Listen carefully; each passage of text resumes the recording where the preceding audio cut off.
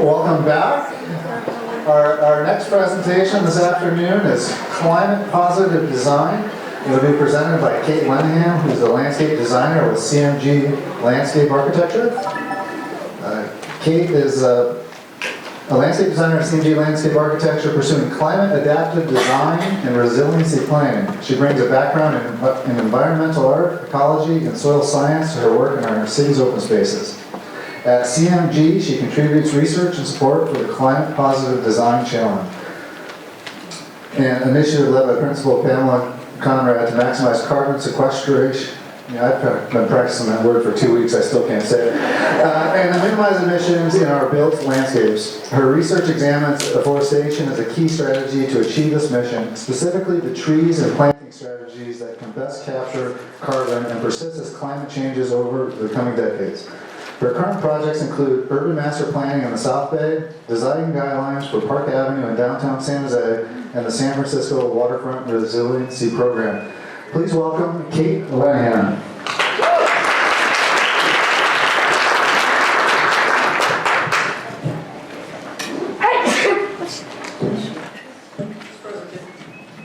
This presentation will be interactive, so bring your ideas later on. Yeah, ready to move. Hi everybody, my name is Kate. Hello. First of all, thank you, the Water District, for having me here today. Thank you all for pushing off your thoughts about blood sugar and listening to me talk for the next hour. Well, I will be doing all the talking. So let's get started. Climate positive design means sequestering more carbon than we emit in our landscape projects.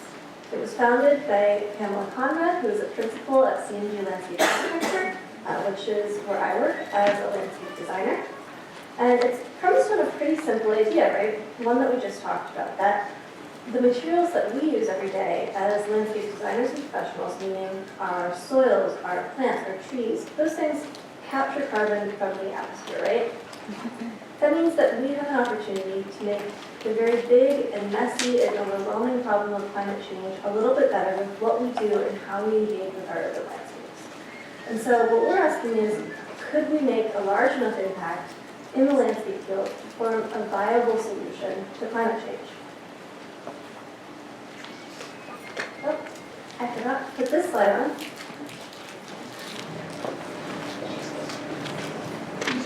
Sure. Can you read me? Great, so that's better.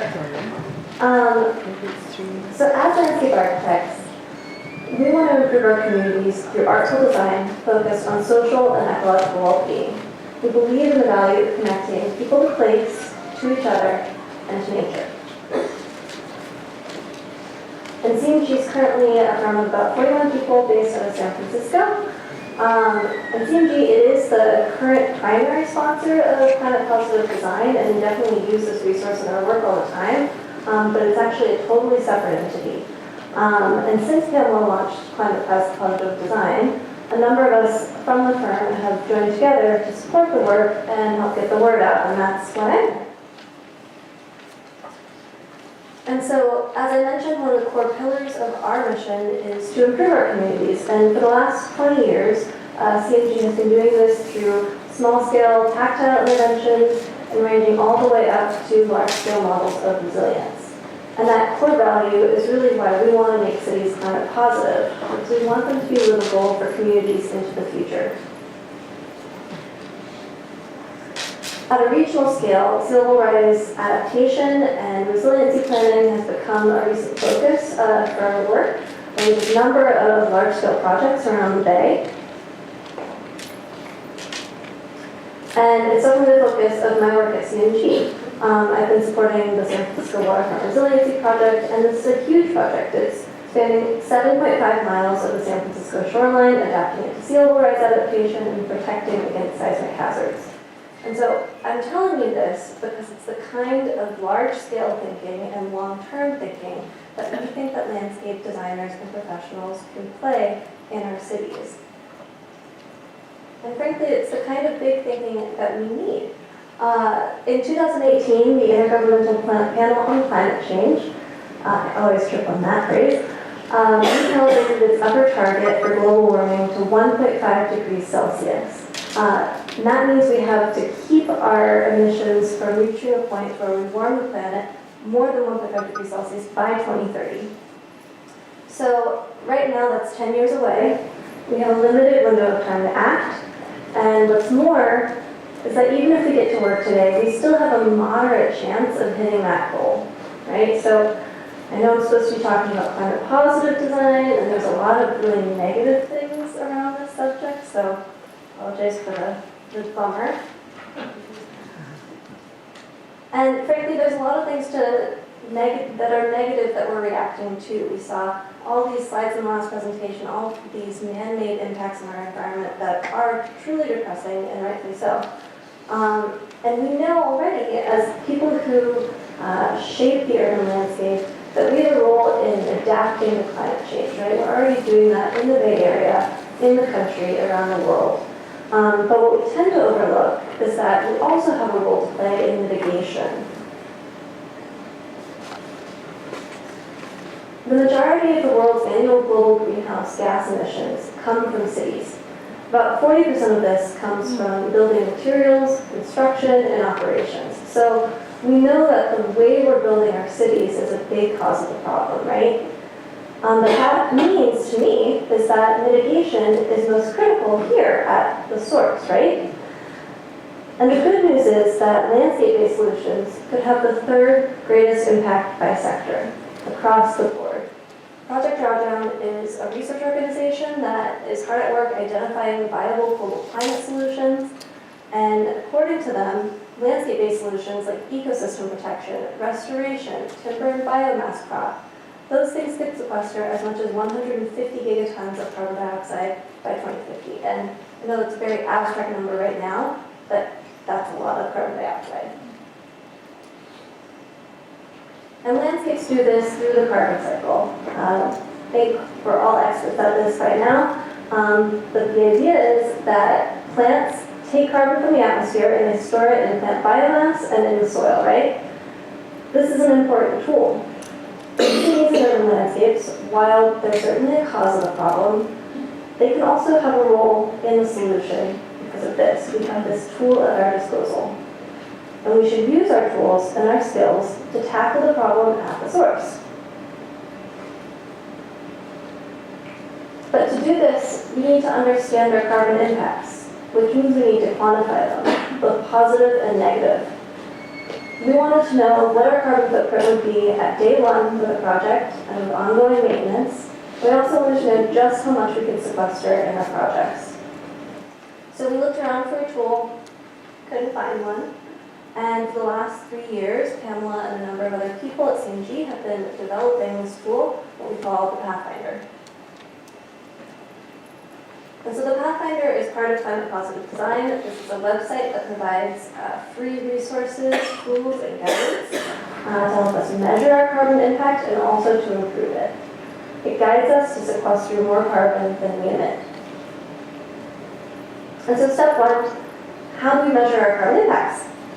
First, we have to take account of the materials that we use in our projects. It's the embodied carbon that we're looking at as our sources. Then we subtract the carbon that's extracted by plants from the atmosphere, which means our sinks. And then we add back in our operational carbon, or the carbon that is emitted in our ongoing maintenance. And that's how we get the landscape carbon footprint. And so once we developed this tool, we took a look at our own projects, thinking, okay, we're a sustainably minded firm, and we realized that we're actually pretty far off our mark in several cases. So with this waterfront case study park, we were 15 years until the project would sequester more carbon than it emitted at the outset, meaning before it would become climate positive. And so why is that, right? We know that materials account for about 85% of a typical landscape project's carbon footprint. The more embodied carbon in our materials to begin with, the longer time it will take before our carbon sequestration offsets our emissions. And so in the tool, we've accounted for this with a very conservative contingency buffer to added in a conservative contingency buffer to account for transport, construction, and site work. And this is a flat rate right now, but it's something that we're certainly hoping to nuance in the future.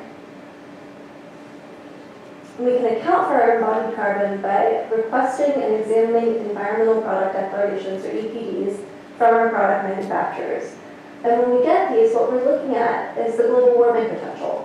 That number, that GWP number, is accounting for the total embodied carbon of a product. So everything from extraction to transportation to production, everything along the entire chain of production is in that number. And that's the data that we're using in the tool.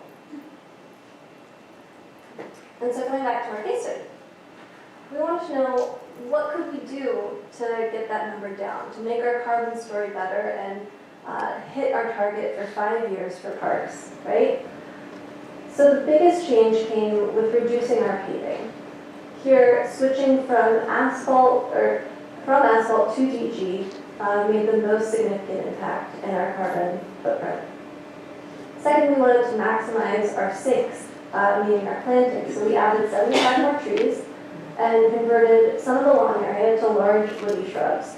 And just a note here, lawn is kind of counterintuitive because we expect it to operate as a stake a lot of the time because it's a grass and it grows a lot over the course of the year. But actually, because of the maintenance that's typically required for a lawn, they're usually considered sources of carbon and not sinks.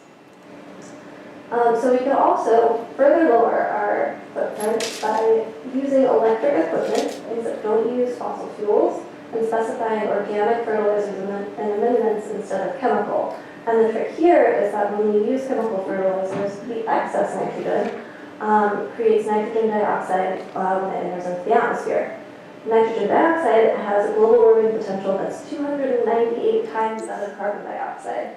So that's one more reason not to use chemical fertilizers. The last thing we could do is use our operations and maintenance manuals to carry our standards and principles going forward and specify these things throughout the lifetime of the project. So with all of that work, we found that we could cut our emissions in half and increase our sequestration by 30%.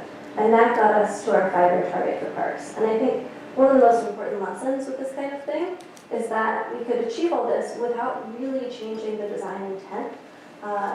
The quality of the design and the character of it really didn't change from one to the next.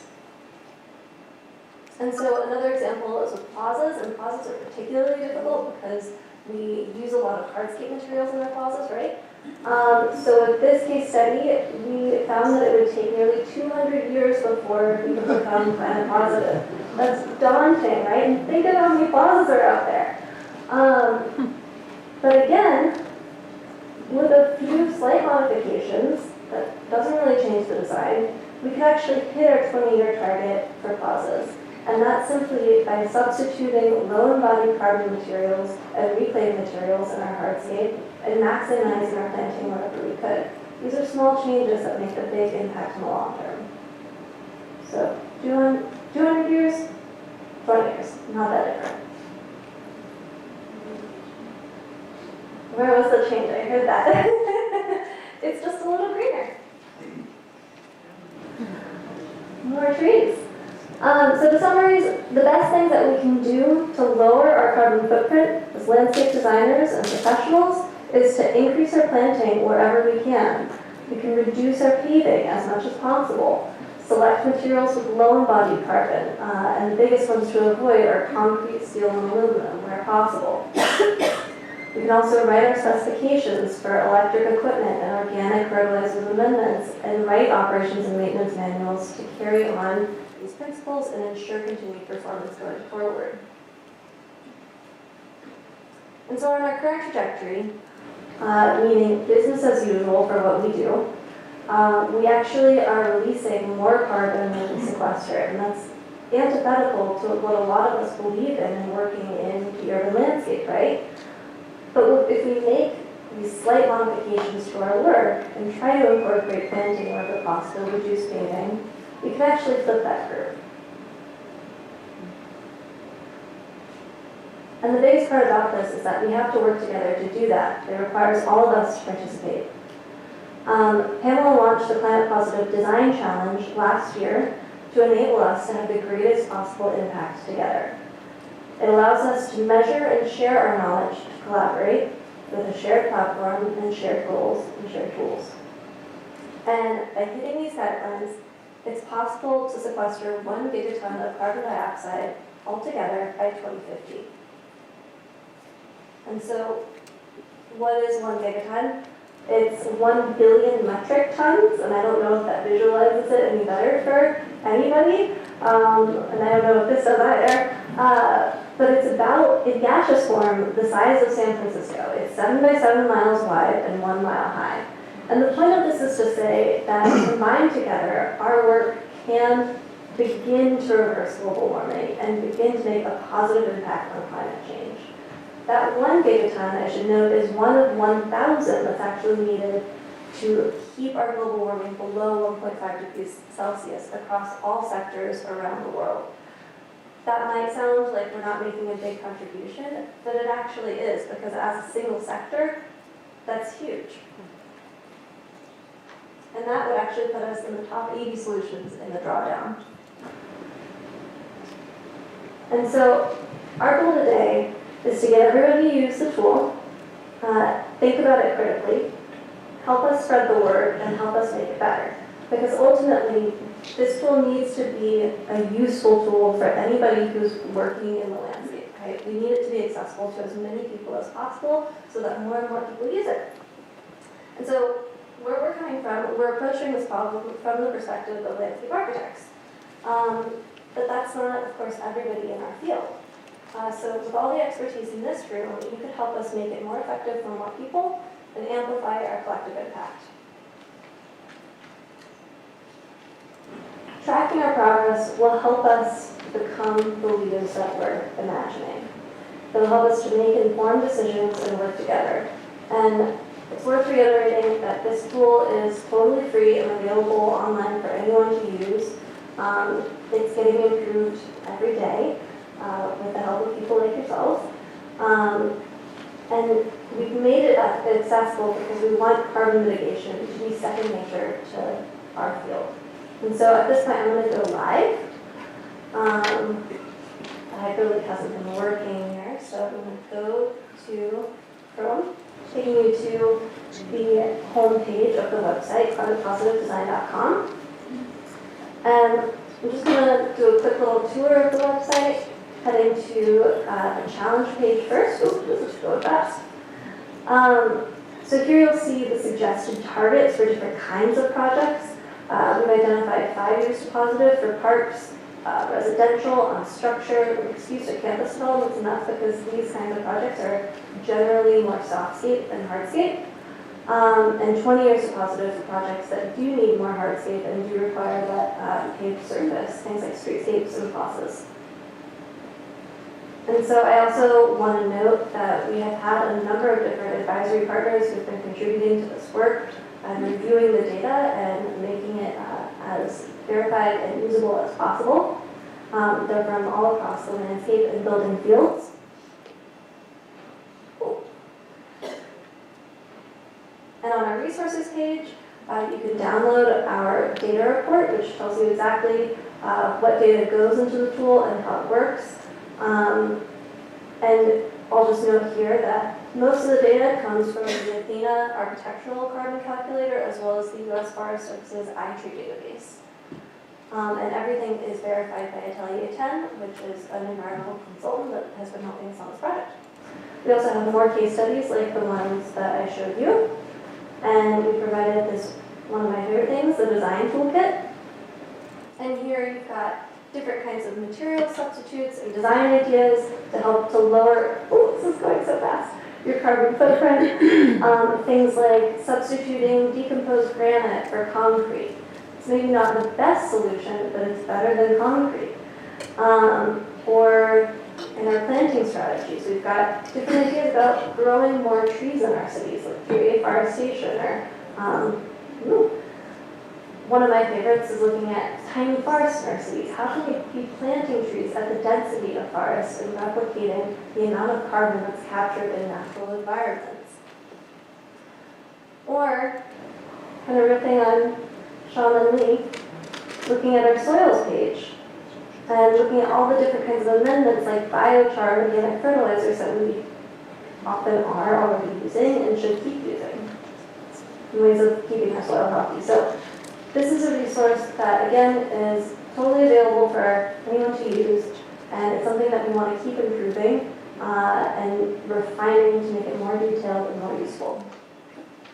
So I'm going to go from here to the tool itself.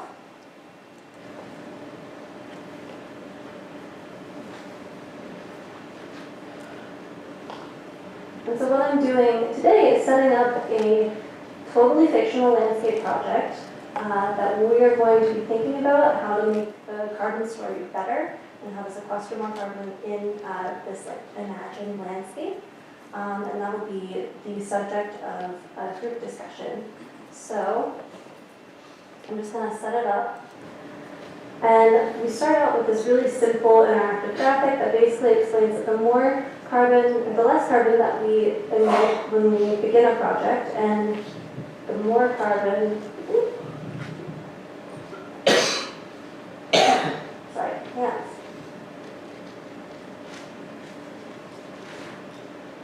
The more carbon we sequester, the less time it'll take before our project becomes kind of positive. The first thing you do when you start a new project with a Pathfinder is to draw your site boundary.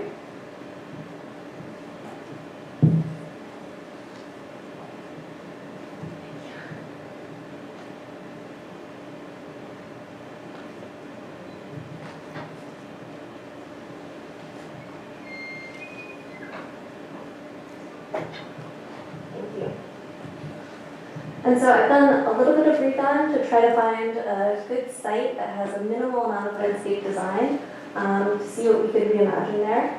And I've been looking around the area and noticed that there's a good amount of parking lot. I thought, what if we just took a tiny little sliver and made it into a community pocket park, right? Okay, great. Thank you. All right. And so we'll start out by drawing our site boundary using the pen tool.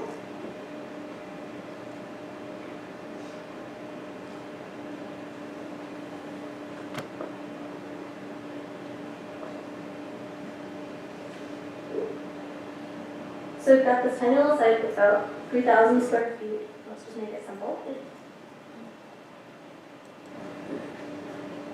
And you'll choose your project type. In this case, as I mentioned, it'll be a park. And you can estimate the amount of softscape and hardscape, and I'm just going to say about 50-50 just to make it simple. And so the tool automatically gives you kind of a rough estimate based on the information that you put in and your proportion of hardscape to softscape of how many years it'll take before the project can become climate positive. So at this point, it's looking at 71 years. Not great for 3,000 square feet. So I'm going to log in, and at this stage, you could also create your account if you don't already have one.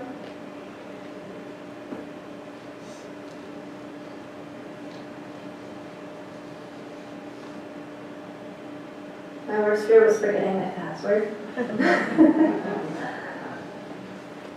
So I'm going to add a title.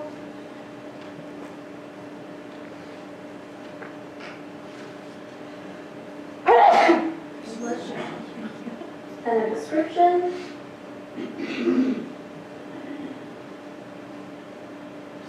Specify my units. We're in the United States, so we're using imperial. And I'm not sure why it chose this image. It'll automatically assign you an image for your project based on the terms that you put in. So sometimes I've got motorcycles, I don't know. But it'll come from a Google search, and you can change that. It's not the most important detail of what we're doing today. But this isn't bad. So I'm going to add project detail. And I'm going to keep this very, very simple for the sake of our activity.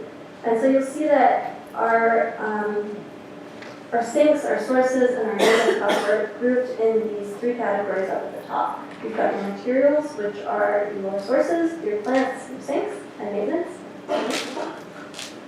So under the materials, you've got all these different kinds of categories that you can input information to. These are just basic area takeoffs for the most part. And I'm just going to stick with paving.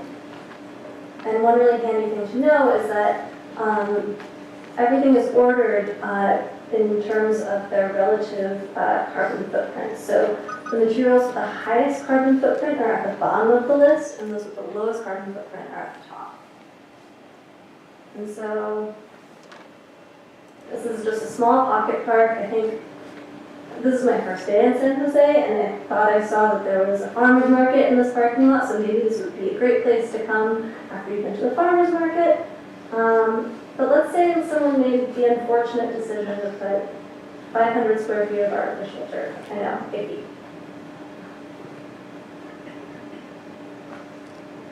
So that's 633 pounds already.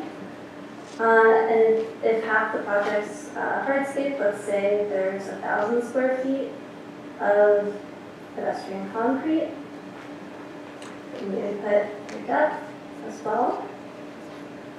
And I'm just going to call it with that for our paving materials, keep it simple.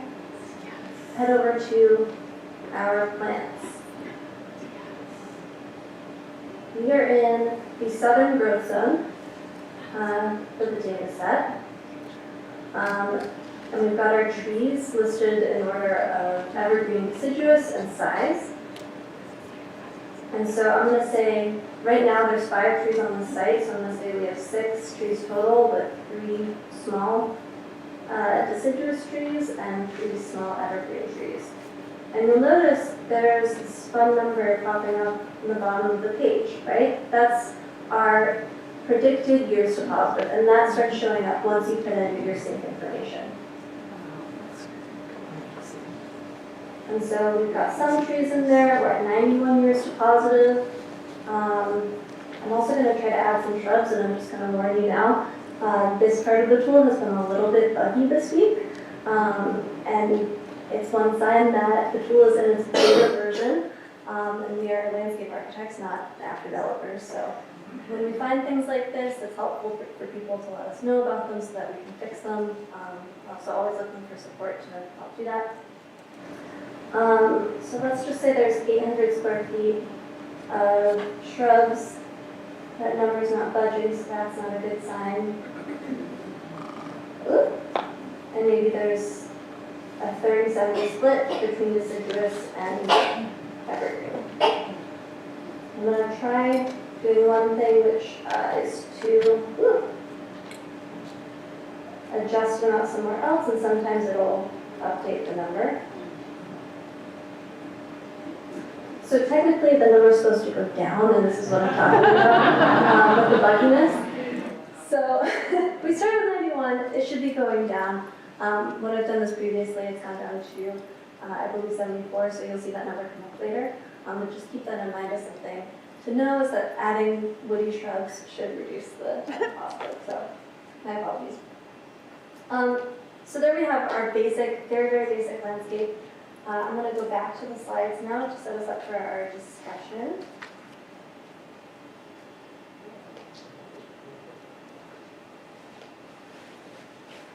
So as a reminder, the best things that we can do to reduce our carbon footprint are to increase our planting, reduce our paving, select materials with low embodied carbon, write specs to specify electric equipment and organic soil amendments, and use our operations and maintenance manuals to continue our performance. Something happened with the formatting there, sorry. So one of the things that I'm excited about with this discussion activity is that there's a lot of different expertise in this room, and I would really like you to consider how you engage with the landscape every day and how you work or how you garden, and think about what you know that maybe we're not thinking about, right? We're interested in hearing about what we're missing. or what might not be represented in the Pathfinder. So I've got the pocket part project summary on the left. You can see that detail about the shrubs down at the bottom, getting us to 74 years, just as a reminder of what we put in. The first set of questions is really about opportunities. What changes could we make to this landscape to reduce the time to positive? And more importantly, what opportunities are we not thinking about, right? This gets back to using your expertise to answer this question. Second set of questions are about obstacles. What do you think is impractical about some of the ideas that we talked about today or that you're proposing? What could make your job hard? What goes against our typical means and methods? And I think probably the most important question up here is how could we overcome these obstacles to actually work together and reach our ultimate goal? And so for the next 10 minutes, I'm going to have 5 people from each row turn to the 5 people behind them and form groups of about 10. There might be like a section in the middle where everyone turns their chairs to get together. So we'll have some really, really lovely people from the water district floating around taking notes, so please invite them into your conversations, and we'll be tracking them on the easels.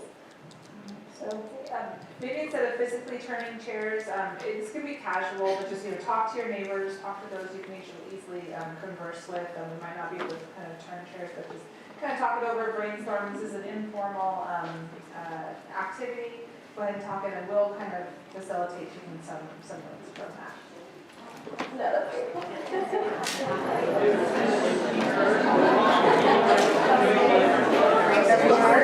back together for a larger discussion all around, share ideas.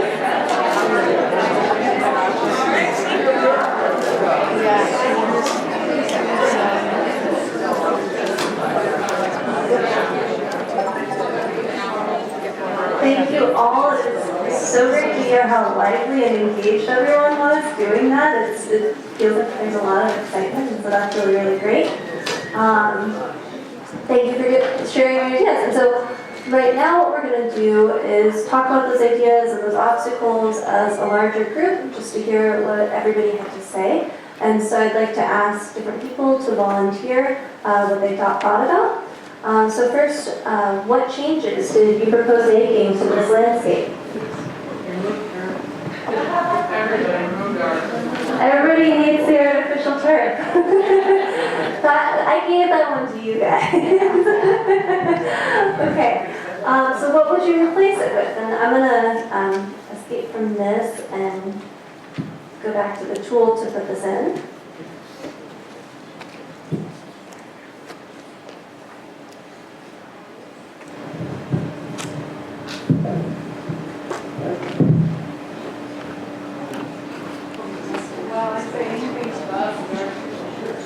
Everything about the that's fair. I'm seeing in a few places that the proportions of softscape and hardscape have changed, so maybe, lots of nods. Maybe some of what the artificial turf was becomes something else. Any suggestions? You have your hand raised wide and high. A low water alternative like Carapia. Like Carapia? Okay, let's go back to our plants. So we're going to have some lawn area. We have a low fescue meadow option. We don't have specific species in the tool just yet, but that is something that we're working on and trying to get data for to make our plant selections more species specific. So let's replace 500 for 500. And that brings us down to 45 years. That's a big jump, right? What other ideas do people have? Oh, I wish we had Googles in the tool. That's a great idea. Thank you.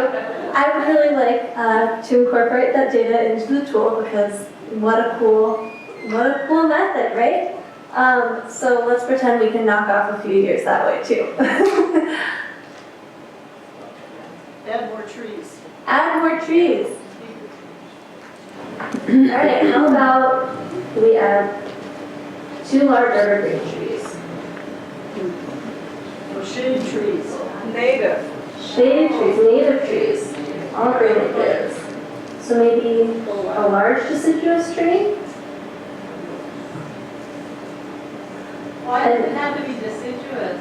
Doesn't have to be. I'd like shade. Yeah, that's what I meant, shade. All right, so let's go large, another large evergreen or a large, medium evergreen? Get a little winter sun there with deciduous, shade over here. Yeah, we could put 5 large evergreen trees in here.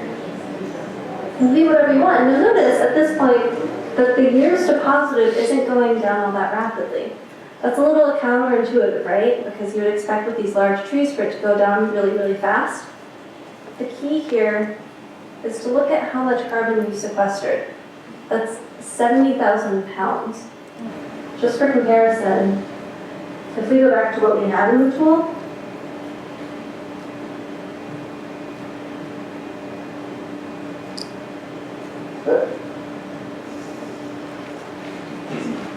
of course, it's not updated now.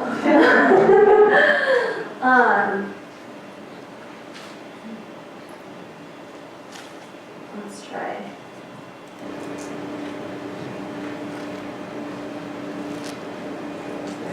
It's going, yeah.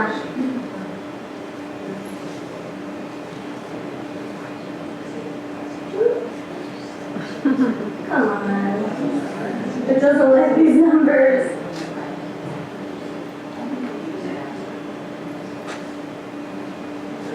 The idea is, yeah, to 73 with a few more. The idea is that we're actually sequestering a lot of carbon in our trees, but it'll take still more years to positive because trees don't grow that quickly, right? When we plant them on day 1, it'll still take time for them to get big. What we're looking at is how much the trees sequester over what in the tool is an assumed project lifespan of 50 years.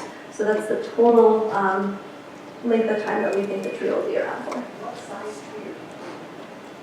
So right now I've got 5 evergreen small trees. But what gallons? Oh, this is just general. So the small trees are, it just depends on how you design it. It depends on the species of the tree. Yeah, totally. It depends on the species of the tree and how fast it grows, really.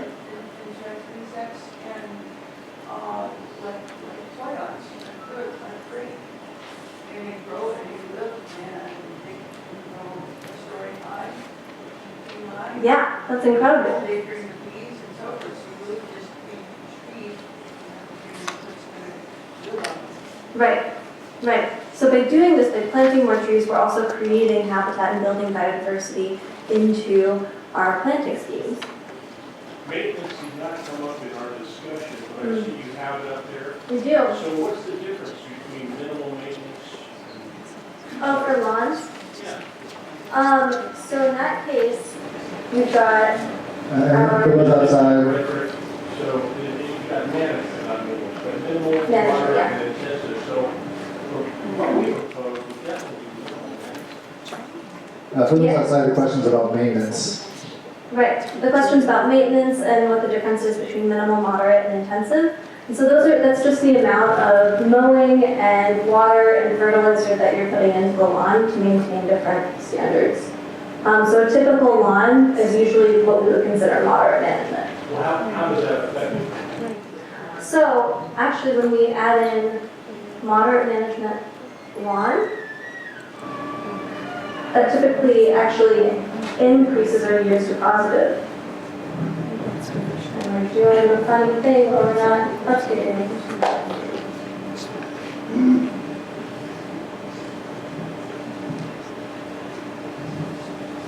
Well, I'm a little disappointed in the tool right now, but Oh, sorry. If you hit refresh, does it do anything? Does it update it for you, or do you lose your information? Or? no, it doesn't lose the information. But sometimes when it's not participating, it doesn't change it. But yes, lawn typically actually adds years onto your years to positive. Whereas when you have a low mow option, or that's no mow, it would reduce. So how about Yeah, getting rid of the lawn altogether and putting in other things. resounding yeses.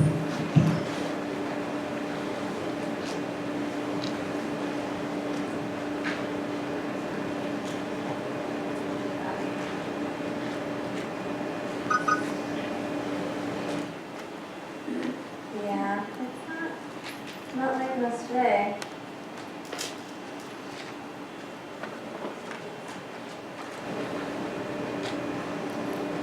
So the tool's being very, very funky. Just the last thing I wanted to happen. But the good news is that I do have some backup slides to show what would happen if we made some basic changes. This is my starting. Yeah. This is starting out. This is what we have in the tool, including the shrubs. This is our climate positive scorecard, which you can print out. Shows you where your carbon is embodied. And then just running a few different modifications. For example, what I tested out was substituting 500 square feet of stabilized crushed stone for some of the concrete and substituting concrete cement or pedestrian concrete cement with cement substitutes. Using low-mow fescue instead of grass. And I just added 3 more medium trees, and that's what got it down to 5 years to positive in the end. It was really the material substitutes and just adding a few trees. So it can be pretty simple when it's cooperating. I wish it were cooperating today. That's not great. But that's the general idea. What I would like to hear are other ideas that are outside the range of the tool that we're not necessarily thinking of. Yeah, part of it was outside. We had some ideas that I could make. Oh, totally. So my group is here. We're the outdoor bunch. So I'm Stephanie, and we thought of a couple of interesting things because a lot of us are in the landscape industry and we're in more like residential size gardens and also maintenance professionals. So one thing that we realized is we wanted to see more water in the model. Like there was a category of the plants, the maintenance, and the materials. We thought to have a water category, especially dealing with catchment and all the different ways that we can optimize water, like we talked about. And then we wanted to also bring to the idea that in maintenance, it's important when we're thinking about planting not to put in too many plants, just thinking we're sequestering carbon, but maybe we're increasing maintenance because we're not allowing for full growth of certain plant species, which is a common problem. So we thought that would be really good to address in the maintenance category. Another thing we talked about was making sure that plants that are habitat or biodiversity plants that have a higher value. So like a native plant would have a higher value than like a tropical palm, for example. And then some of the other things that people brought up were that they would coordinate materials delivery so that if they have materials coming in, they would try to batch them and organize them in ways to save vehicle trips. And then also pertaining to the first presentation, using salvage materials and recycling materials on site could be an opportunity for a project like this. Maybe, in this case, you're breaking apart asphalt. Maybe there are ways to recycle it or reuse it, and looking at that in the model. So a lot of things that apply to like more smaller scale, which I'm hoping this awesome tool can help those of us working at that scale partake in it. Thank you, those are really great ideas. And back? Kind of looking at what the space was originally, a parking lot, and we took over parking spaces. We were looking at adding in, because we switched the parking lot and made it into a park, we were looking at the spaces that were removed and adding in a bike rack. Again, getting people there in their transit differently. And then seeing, to enjoy the space outside, adding seating areas in the shade so they can enjoy the space. So making sure the plants we chose for maintenance, as well as just having the traffic for the public, that it would withstand that use. Some elements we added. We also wanted to make sure when we did all these new elements, we wanted to have signage so that when people came to visit, they can actually learn why this park was different than the other communities. but not with steel and aluminum. That's great. So we're needing to wrap up for the sake of time. If you have more ideas, I would love to hear about them and listen to them. I'm just gonna wrap up real quick. And so what we're looking for is a pretty radical transformation of our cities, going from spaces that are predominantly paved and that will never offset their own carbon footprint, to spaces that can achieve that carbon impact. We are hoping that if you shape, design, or build the urban landscape in any way, that you can play a role in mitigating climate change by making a positive impact and sequestering more than we emit.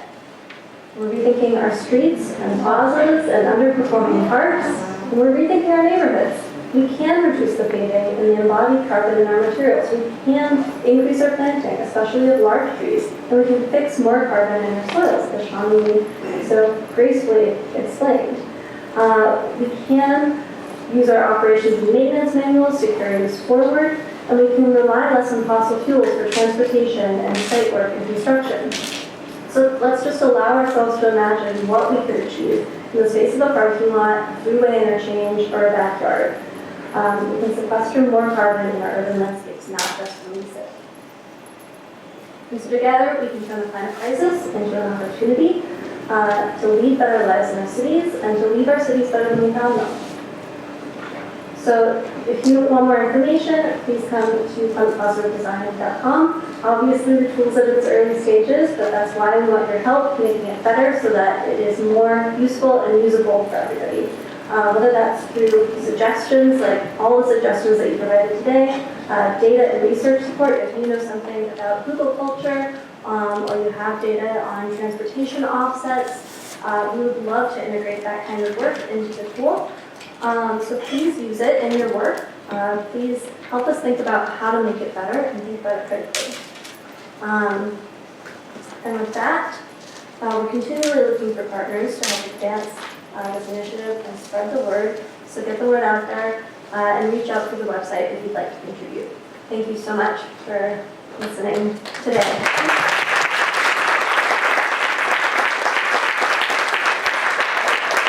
Thank you very much.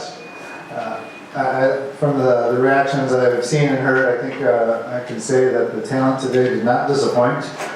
Fantastic job, folks. Thank you for everyone that came today. We had a conference call first or second week of January, and the brief discussion was that we may have to cancel this event because only 60 people had signed up, but there wasn't even an agenda out. So once we put an agenda out, we had 120 plus a waiting list. So thank you all very much for attending. We look forward to sharing the meetings with any new members. You know, you'll see emails coming through.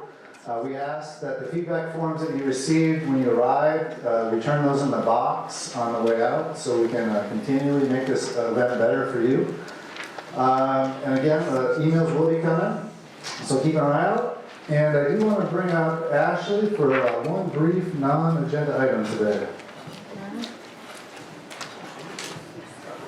So this summit is, we've loved putting it on for the past 5 years, but one of the people who has been essential in putting this on and has done a ton of work with this summit is retiring soon.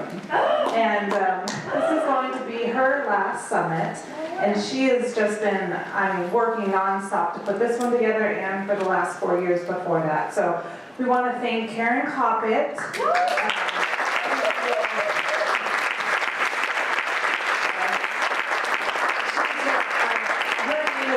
All the emails that you've received, she's been behind all of this, and I'm really freaking out a little bit about next year when she's not around, because it's going to be very hard shoes to fill. So we just want to thank you, Karen.